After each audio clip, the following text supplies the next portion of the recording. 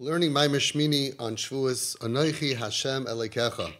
What I like about the shtickle is that by the time we're done, if we stick with it, we're going to have a lot of questions that are answered, but we're going to understand why is it that we celebrate this Yontif? What does it have to do with me today? Are we celebrating a story, something happened that we got a gift 2,500 years ago, and it's our anniversary? That's a nice reason. But in Klal Yisrael, in Yiddishkeit, we do not celebrate things that are not currently relevant. So we're going to understand Shavuos and hopefully emerge with a much deeper understanding. A lot of us grow up and we have a very shallow understanding of our festivals. Pesach we celebrate because we got out of Mitzrayim. What does it have to do with me now? I'm still in Galus. Here we got the Torah 2,500 years ago. Happy anniversary. Is that what it is? So many of the Yom Tovim, we think that it's about an old story. But when you learn the depth of what's happening, it gives you a revelation and a way to feel much different and not to leave the Yontif the same as you went in. Anoichi Hashem Elekecha, we know Hashem opened up the world to us. He opened up the skies. We saw Einoid Malvadoi. He introduced himself to mankind since the creation. He never did that. People were guessing who made this thing. They thought it's pagan idols. They thought it's all kinds of stuff. Avraham Avinu realized it's Hashem, but there was no introduction. Now Hashem took us out of Mitzrayim, tells us to surround the mountain, goes ahead and opens up the Shemayim, and we see Einoid Malvadoi. We can see that there's nothing but Hashem. It's a crazy, crazy thing that never happened before and never happened since then. And he goes ahead, testing 1, 2. Is this mic on? Anoichi Hashem Elekecha. And we know that the first 3 words, we heard Hashem's voice. But there's a very big problem. If Hashem is going to introduce himself as master of the universe, Anoichi, I, Hashem, Yud Kei Vav Kei, I created, it's a lashon of mahava, create, mem he vav he. I created the world. Elekecha, your God. Anoichi Hashem, I am Hashem, creator of the whole world, and Elekecha, your world, your God. Asher etzesicha me'eretz Mitzrayim. The Rishonim ask, why would you say, I am God who took you out of Mitzrayim, which is a story that only pertains to this little group and only to now, in this point in history? Why wouldn't you introduce yourself? Anoichi Hashem Elekecha, Asher barasi es ha'olam. I am your God. I'm not the God. I'm not the guy who got you out of jail.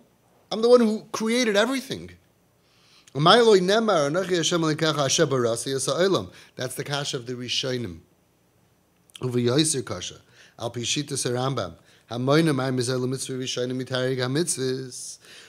to the Rambam, that says that he counts the Tarig, the 613 mitzvahs, and he says the first mitzvah is lahamen b'mitzios Hashem. That he says that from these words we get the mitzvah of to believe that there's a God. So then for sure it should have said Asher barasi es ha'olam. Also, why doesn't it say it? I command you. If it's a mitzvah, is a lashon tzivu a commandment?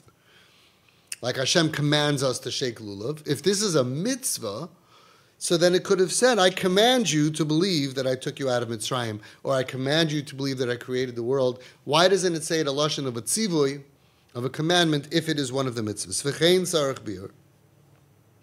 L'shem ma nemar asher etzisichem eretz Mitzrayim.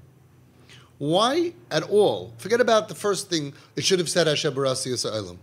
But secondly, what does it say? I am God who took you out of Mitzrayim. Why do you need to say that? Isn't it obvious? All the 7 layers of Shamayim, of heaven, opened up at this point. And everybody saw that from head to toe, there's nothing but God. It was so obvious that he's creator and master of everything. L'shema Why does you have to say anything? Why do you have to give you a siman? Give you like a proof.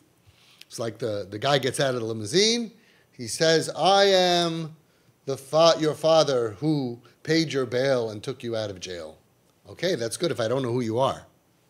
But if we understand who he is, what do you need this whole point to mention? Asher tzisichem eretz Mitzrayim. V'chein tzarich bir oimrei mi beis avadim. Ma had gosha bazeh. It says Asher tzisichem eretz Mitzrayim mi beis avadim. Why do you have to say beis avadim? We know what Eretz Mitzrayim was. Right? We just got out of Mitzrayim. We didn't forget. We didn't think, oh, Eretz Mitzrayim. Which Eretz Mitzrayim? The Beis Avadim, where we were enslaved and our children were put in the walls and murdered, or Eretz Mitzrayim, the vacation spot that we go to? Like, what do you think's happening over here? Why does it have to define and remind us? Eretz Mitzrayim, mi Beis Avadim. We know what Eretz Mitzrayim was. It's not even like now that you have to remind us what the Holocaust was 75, 80 years ago. You also don't need to remind us. I am God. If it opens up, he opens up the world. I am God who rescued you from Auschwitz, from being Mibeis Avadim. Like, we know what Auschwitz was. Over there, it was even more, because these people went through Mitzrayim themselves. They were just got out of there 49 days ago that the Mitzrayim were dead. They're not absent-minded. We know what it is. The reason I love saying these questions, Nesivas Shalom goes through every word with a fine-tooth comb and asks questions. Sometimes a kid will ask a question at home or in school and will be like, what a nudnik. Stop asking so many questions. No. Every word is there for a reason. And if you don't know the reason, don't make somebody feel bad for asking questions. Yiddishkeit is based on asking questions. The Gemara, everything is asking questions and looking for answers. If you don't have an answer, don't stifle someone from asking questions. You're supposed to. But he has answers. But he has answers because he spends time, mamish with a fine-tooth comb, on asking questions for every single word. By the time we're done, we're going to understand, why does it say Anochi Hashem and then Elokecha? What's Elokecha? I am Hashem, master of the universe. What's Elokecha? What is it bringing out? Why does it not say Hashem Barasi Yisraelim? Why does it say Asher Tzisichem Eretz Mitzrayim? Why does it need to say Mibeis Avadim? If you don't learn this way, you just sit there and you go Hashem Elokecha, Asher Tzisichem Eretz Mitzrayim, Mibeis Avadim, like 1,000 times your whole life, and you have no idea, why does it have to say all these words? Each word is a message. And that's what we're going to learn. Stick with it. The Heilige Koznitz Magid says, asks, that you should not explain, maybe you're going to answer, you know why it says, I'll tell you why. Hashem was trying to bind them to him and say, you owe me. I am the one who rescued you out of slavery, and that's why you should accept the Torah. Says the Koznitz Magid, no. You should not explain that that's the kavana, that that's the intention of the pasuk Shelechein atem mechuyavim la'asos ritzayni mipnei she'asisi imachem ha'toivos halalu she'tzisichem eretz mitzrayim beis avodim. Should not think that Hashem is trying to say that, you know why you have to follow all my commandments is because you owe me, because I did so much toivos, I did so much good for you. I did dam tzvardei, akinam orav, devish chim bar, I gave you their money, I killed them, I saved you, I rescued you, I did kriyas yamsov. You owe me. Is that why Hashem is telling us, reminding us of all the goodness that he did for us to force us, pressure us to accept the Torah? No. Kiari b'chol yoim tomer HaKadosh Baruch Hu oisa imanu chasadim le'ein misbar. It's not the answer we thought he was going to give. He says, no. Hashem doesn't compel us because of all the good things he does, because he always is doing good for us. As we say in Nishmas, Ilufinu Mali Shira Kayam. If our mouths would be full of shira, of praise, like the sea, like the ocean, endless droplets of water, we would never finish thanking you, Hashem. And even without the extra chesed of Yetzias Mitzrayim, we would be mechuyev to listen to his commandments, to follow his ways. I would humbly like to answer that also because Hashem gave us the mitzvahs, not for him, but for us. Because mitzvah, the Zohar HaKadosh says, is a lashon of tzivoy, is a lashon of tzivsa, which means to connect. If we were here on earth, and then we're all going to pass away, and Hashem didn't tell us what we can do for him, so to speak, to get schar, then we would never be connected to him, because you can't be connected to someone that you don't do anything for, and we would go to, afterwards we wouldn't have mitzvahs to cash in for all of eternity. Hashem didn't give us a tzivui and have to twist our arm. He's doing us a favor. And as long as we don't look at it as a favor, and we look at it as an oil, we're missing the point. Hashem doesn't need us to shake a lulav or to eat matzah. He's giving us an opportunity. He gives us commandments so we can fulfill them. Number one, and be connected to him, because when I fulfill Ratzon Hashem, I'm connected to Ratzon Hashem. Otherwise, how can I connect to the Almighty? What am I going to do for him? So he could have made up anything. He could have said, I want you to walk around on Thursdays at 2 o'clock with peanut butter and jelly on your nose. And the fact that that's why he wants us to do, and we do it, that means I have a connection. I have a relationship with you because I'm doing what you wanted. That's what karbonis are. It says that karbonis smell, reach nichayach Hashem, smells good, and the Mefarshim asks what, Hashem likes barbecue? He likes ribs? He says, no, Rashi says, brings down from the Medrash. You know what's the reach nichayach? You know what smells so good? That I asked you to do something and you did it. That's the reach nichayach Hashem. That's what gives nachas ruach to Hashem.